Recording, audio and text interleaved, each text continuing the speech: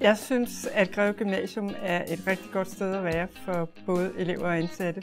Det, der gør mangfoldigheden hos os til noget helt særligt, det er, at vi også tror på, at man kan lære noget ved at være sammen med dem, der er helt anderledes. Så bliver det mere trygt at våge sig ud i noget, der er lidt nyt og ukendt. Så bliver det et godt sted at lære. Og et godt sted at lære er et godt sted at være.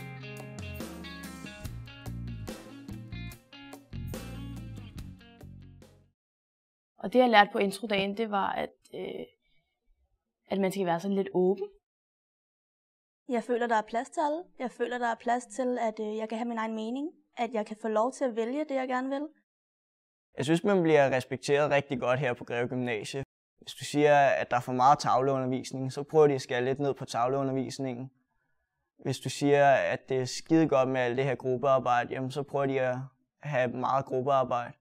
Først og fremmest så har studietiden på Greve Gymnasium jo givet mig nogle faglige kompetencer, som jeg har kunne bruge, når jeg har læst videre efter Greve Gymnasium, men faktisk også i det virkelige liv, hvor man kunne se, at nogle af de ting, man synes var rigtig, rigtig hårde at sidde og tærpe igen og igen i gymnasiet, det rent faktisk kom igen på universitetet og ude i virkeligheden.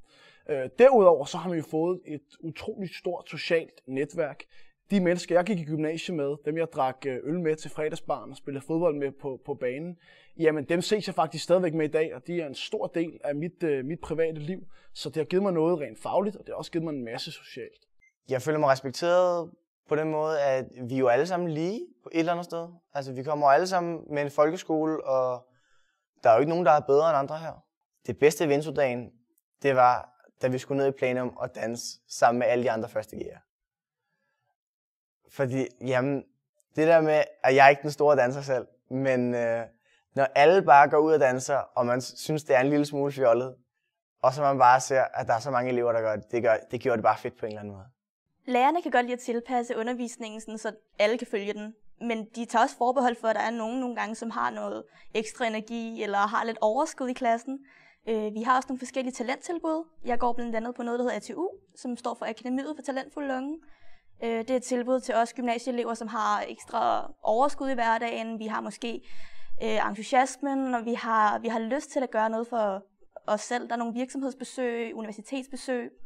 Der er masser af muligheder, både for at udvikle sig selv fagligt og socialt.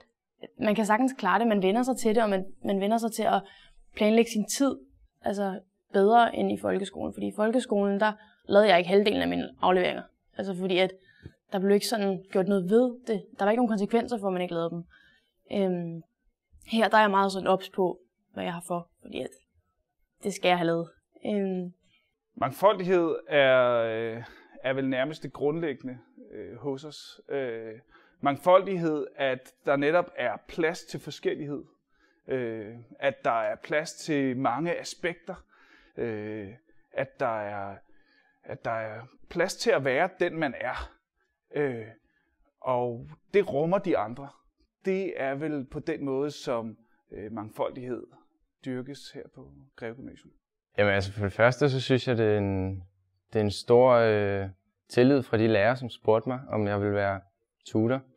Og så for det andet, så synes jeg, at det var rigtig sjovt at kunne være med til at give de nye førsteg'ere et indblik i, hvordan det var at gå på Greve Gymnasium.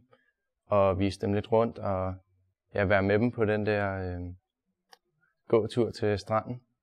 Så ja, jeg synes, det var rigtig fedt, og det var også meget sjovt. På Greve Gymnasium forventer vi af eleverne, at de kommer hertil med åbent sind, med lyst til at lære, med nysgerrighed, med en seriøsitet, der også betyder, at det at gå i gymnasiet er noget, man prioriterer. At man forpligtiger sig i forhold til de andre elever, i forhold til klassen, i forhold til læreren på at gå ind i det. At det ikke kun er et sted, hvor man sidder og modtager undervisning, men man faktisk er en del af undervisningen. Jamen, studietiden på Greve Gymnasium har påvirket mig meget. Det har både påvirket mit videre liv meget i forhold til det sociale, hvor nogle af mine bedste veninder og venner i dag er fra Greve Gymnasium. Vi holder stadig sammen. Og det betyder selvfølgelig meget for mig rent personligt, men det betyder også noget professionelt, fordi mange af dem har læst videre og er i dag en del af mit stærke professionelle netværk. På det rent faglige niveau, der har studietiden på Greve Gymnasium også haft stor betydning for mig. Især samfundsfag, hvor jeg havde en meget dygtig samfundsfagslærer, som også gjorde, at jeg valgte at læse statskundskab, og som jeg selvfølgelig også den dag i dag kan trække på, altså de kompetencer, som jeg allerede dengang lærte. Jeg tror, at studietiden på gymnasiet betyder meget mere for ens videre liv, end man egentlig tror, når man er 16, 17, 18, 19 år. Så derfor så kan jeg varmt anbefale, at man går på gymnasiet, og også at man tager Greve Gymnasium, som jeg selv var rigtig glad for. Man skal vælge at gå på Greve Gymnasium, fordi det er en unik skole med et unikt fællesskab, en unik mangfoldighed, en unik respekt for hinanden og en stor, stor glæde ved at lære og udvikle sig og blive et dannet og voksent menneske, der har de bedste livsmuligheder for videreuddannelse og for resten af ens liv.